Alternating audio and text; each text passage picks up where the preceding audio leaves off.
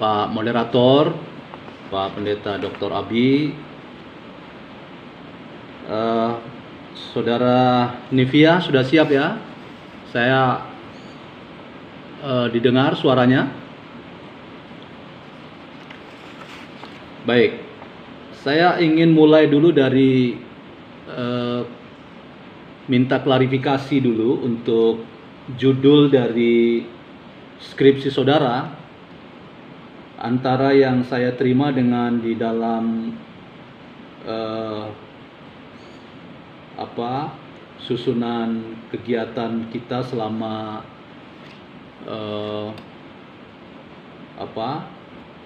yang dibuat oleh panitia ini agak berbeda. Di daftar yang panitia susun ini konflik dalam media sosial. Sementara yang saudara hadirkan ke saya itu polemik isu toleransi agama dalam media sosial Facebook. Jadi yang mana yang sebenarnya? Yang polemik isu toleransi ya. Baik. Nah, saya mulai dulu dari catatan apresiasi saya untuk kerja saudara. Saya sangat senang dengan penelitian saudara ini, dan saya kira penelitian ini sangat relevan dengan situasi kita hari ini yang secara nasional kita berhadapan dengan isu intoleransi dan radikalisasi dalam beragama yang menjadi tantangan serius dalam hidup berbangsa dan bernegara kita. Nah, itu apresiasi saya. Dan saya juga mengapresiasi untuk Pak Pendeta Abi yang sudah membimbing, dan saya kira ini satu topik yang bisa dilanjutkan menjadi karya-karya yang mungkin bisa dipikirkan sebagai publikasi ya, bersama dengan beberapa mahasiswa kita yang saya kira bagus dalam penelitian-penelitian mereka. Saya menemukan misalnya di 7 orang yang saya baca itu ada penelitian saudara Jessica tentang persepuluhan dan zakat, lalu saudara Hendrik Marang itu juga bagus, dan saya juga memberi apresiasi bagus untuk topik penelitian yang saudara Nivia lakukan ini. Nah, tetapi di sana sini saya menemukan juga ada beberapa hal yang saya kira saudara perlu lihat ulang dan bila perlu diperbaiki untuk menyempurnakan tulisan saudara. Yang pertama saya ingin masuk ke hal teknis, baru nanti kedua saya akan masuk ke substansi. Saya mulai dari abstrak dulu. Di bagian abstrak saya kira ada 3 bagian komponen utama yang harus ada dalam sebuah abstrak. Itu sejauh yang saya tahu. Yang pertama itu pertanyaan penelitian, yang kedua metode penelitian, dan yang ketiga hasil penelitian. Nah, 2 yang terakhir saudara ada ya, metode penelitian saudara sebut, hasil penelitian saudara sebut, hanya mungkin pertanyaan penelitian. Walaupun di dalam bab 1 itu ada 3 pertanyaan, saya kira mana yang mewakili bisa disebutkan sebagai bagian yang harus muncul juga di dalam abstrak yang saudara susun itu. Lalu di bagian daftar isi 1 itu ya, untuk bab 1 itu, mengapa saudara tulis di nomor 2, bab 1 nomor 2, itu rumusan masalah, lalu ada poin A, pertanyaan penelitian. Boleh dijawab?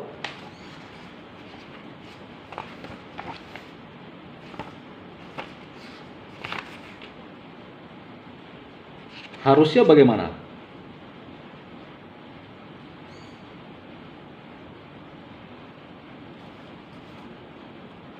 Maksudnya tidak perlu itu bagaimana?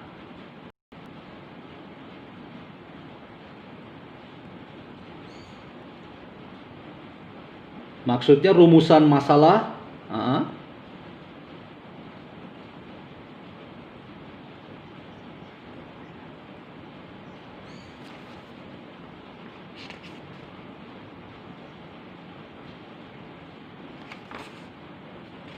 Karena kalau 2.1 berarti ada mengandaikan ada 2.2.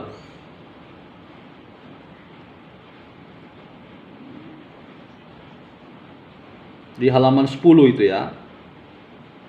Jadi ini saya kira Anda konsisten saja kalau mau pakai rumusan masalah sama dengan pertanyaan penelitian, ya berarti langsung saja nomor 1 gitu loh. 1, 2, 3 gitu. Walaupun saya secara pribadi mengajar metodologi, saya membedakan antara rumusan masalah dengan pertanyaan penelitian. Jadi rumusan masalah tetap ada narasi pemadatan dari latar belakang masalah, baru pertanyaan penelitian. Oke lah. Tapi maksudnya seperti itu ya, saudara perhatikan itu saya kira perlu diperbaiki.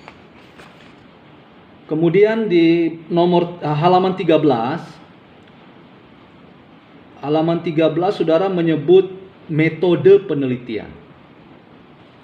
Catatan pertama saya, apa beda bagian ini dengan bab 3 halaman 42?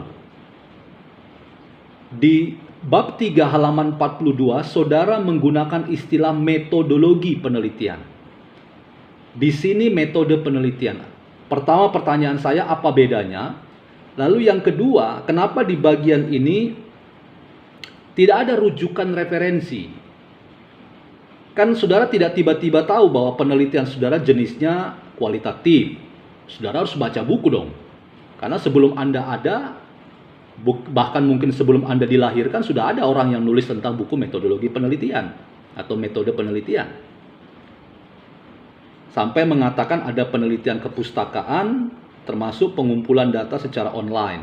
Saya kira sebagai sebuah pertanggungjawaban, saudara perlu menyebut dalam catatan kaki sumbernya apa. Atau itu sudah dianggap diwakili di bab 3. Sehingga di sini tidak perlu. Tapi juga pertanyaannya, kenapa kalau itu dianggap di bab 3, mengapa ini juga perlu dicantumkan di nomor 6 gitu. Coba Anda komentar soal itu. Apa bedanya dengan bab 3 dan kenapa nggak ada sumber buku?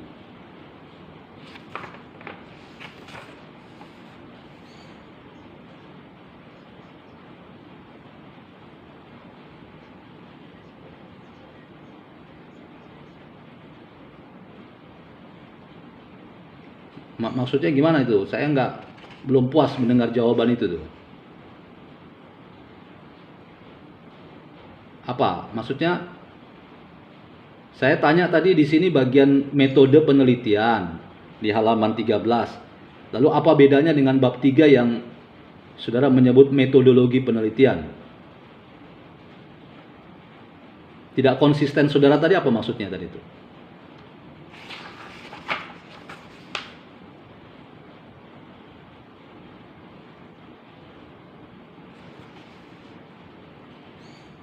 Mengerti pertanyaan saya?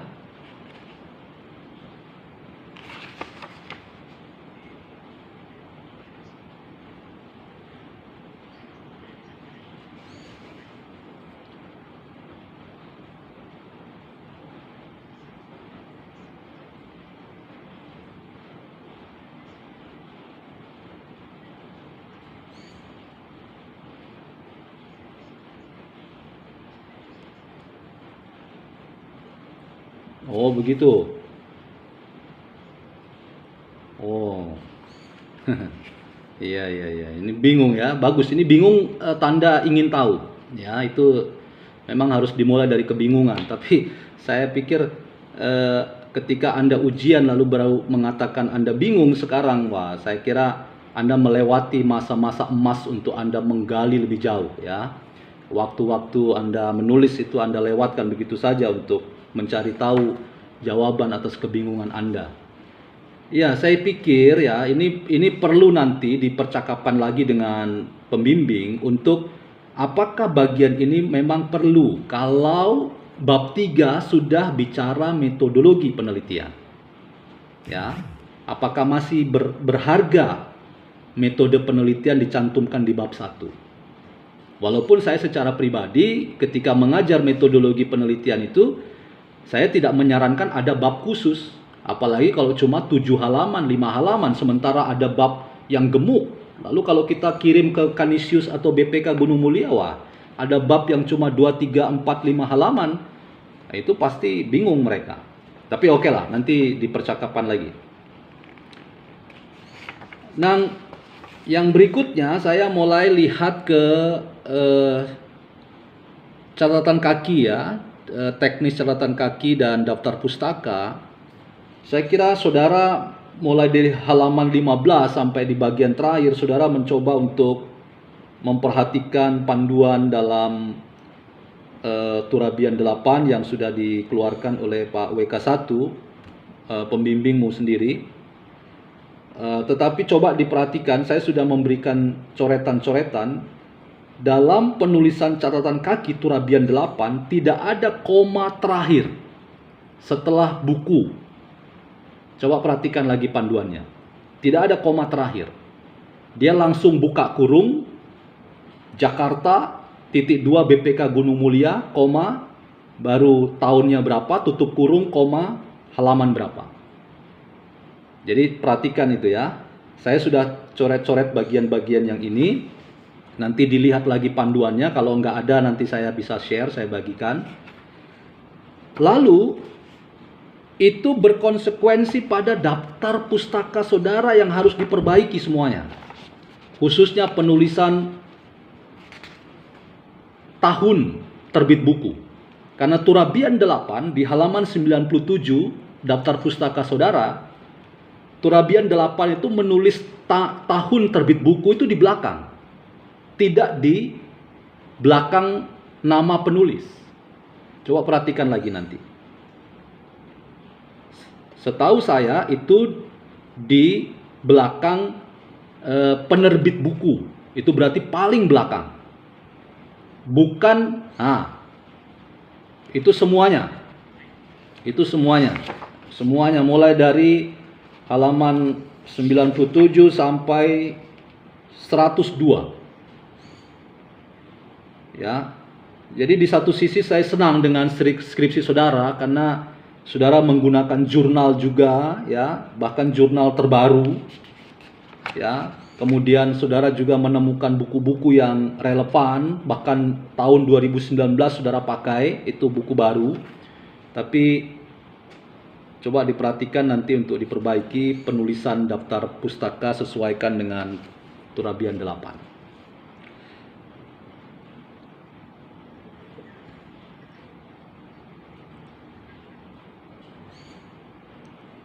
Ya. Lalu yang berikutnya, saya kira saya menemukan ada beberapa nama orang ya, nama orang yang ditulis dengan gelar. Misalnya profesor, doktor. Saya kira tidak perlu ya. Dalam karya ilmiah setahu saya langsung saja nama orangnya. Misalnya Abialtar Papalan, ya, tidak perlu pendeta doktor Abialtar Papalan, nggak perlu saya kira. Ya, saya kira kutipan saudara misalnya dari Profesor Dr. Kailan, ahli filsafat itu dari UGM, saya kira cukup Kailan saja, menurut Kailan, itu halaman 77. Lalu ada satu temuan saya, catatan perut, Anda menggunakan juga itu. Jadi mohon konsisten, kalau catatan kaki saja, lalu kalau catatan perut, ya kita nggak menggunakan itu. Setahu saya baik buku yang digunakan oleh yang disusun oleh Prof. John Foy. Nah, nanti saudara perhatikan, saya sudah tandai dan nanti saya kembalikan apa yang saya bacain itu saudara. Nah, saya sekarang masuk ke bagian substansi. Ya, kita bisa diskusi di dalamnya. Saya pertama senang dengan topik saudara. Ini sangat relevan sekali, novelty-nya itu dapat. Nah, Saya cuma ingin klarifikasi beberapa hal saja. Nah, yang pertama, tadi sempat saudara singgung pada waktu presentasi awal soal moderasi beragama, dan itu dianggap ideal bagi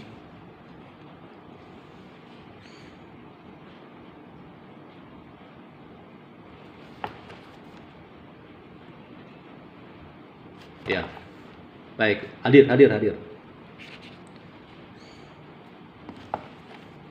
Ya, Pak.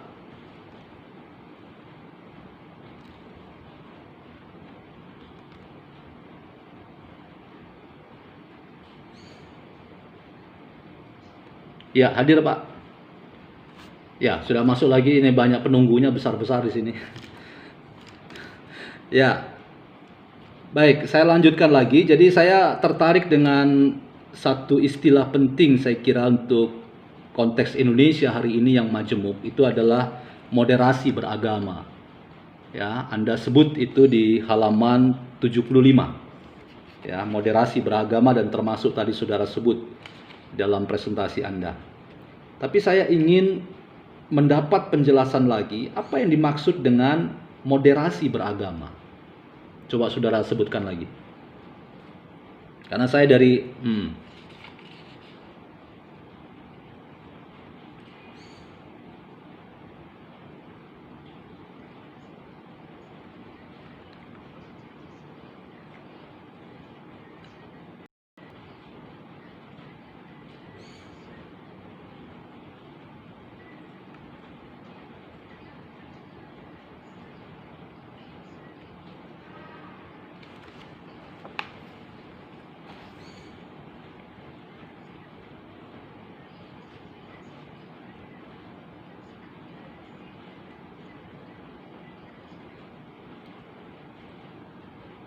Oke, yang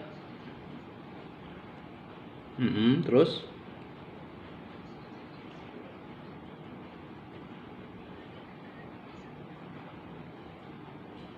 oke.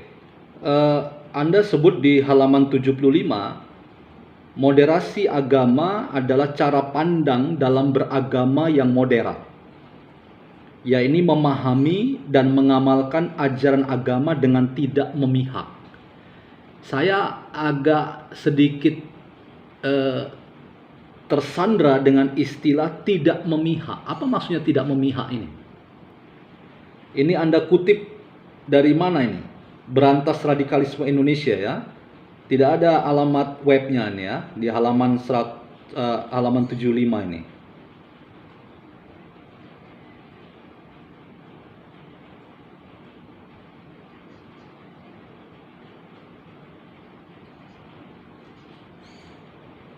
Kalau Perpusnas saya kira tetap ada HTTP-nya.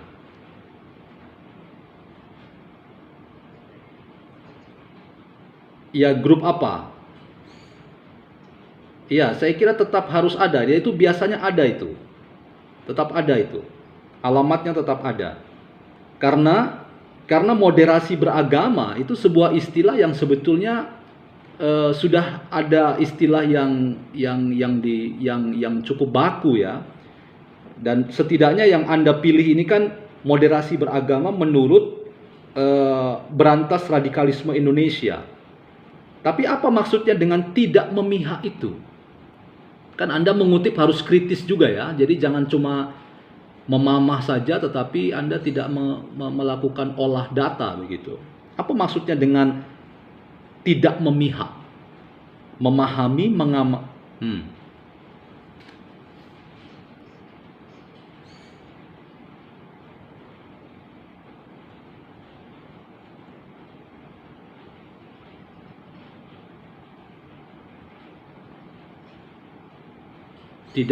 tidak memihak agama lain. Maksudnya bagaimana?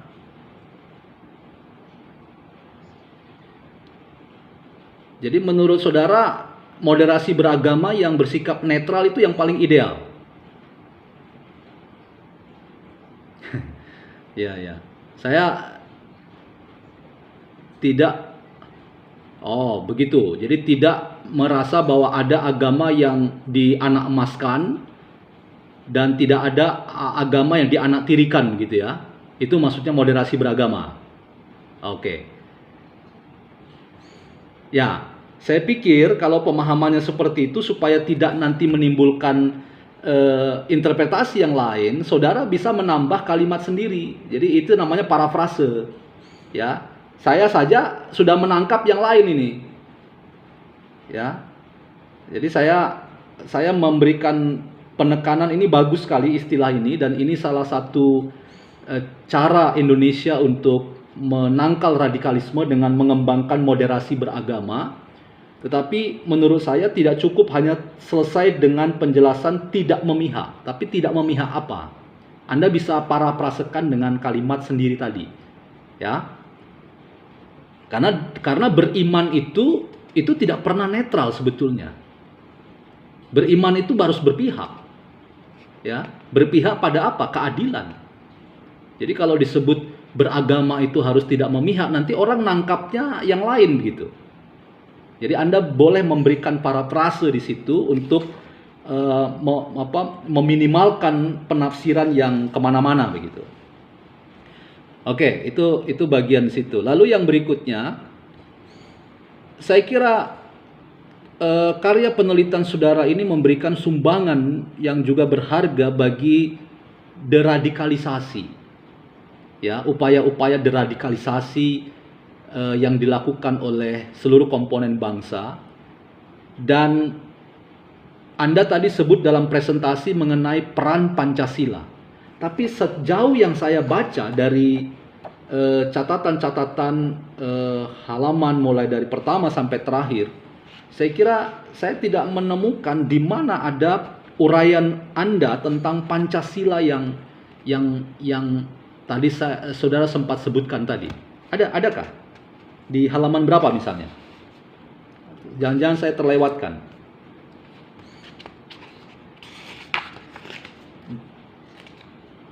Oke, ya. Ada?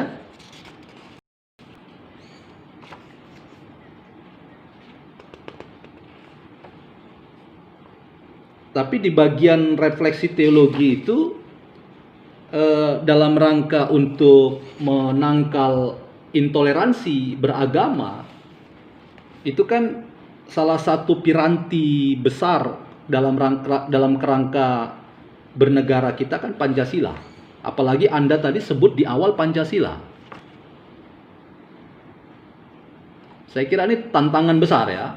Anda sebut Pancasila tetapi di presentasi, tapi di uraian hampir tidak ada begitu loh. Apalagi Anda menyebut buku Eka Dharma Putra ya tentang Pancasila itu. Saya kira Eka Dharma Putra berulang-ulang menyebut tentang Indonesia adalah masyarakat Pancasila ya, bukan masyarakat agama atau negara bukan gitu ya. Negara bukan negara Islam, bukan negara agama, jadi negara Pancasila. Itu catatan saya saja. Lalu yang terakhir,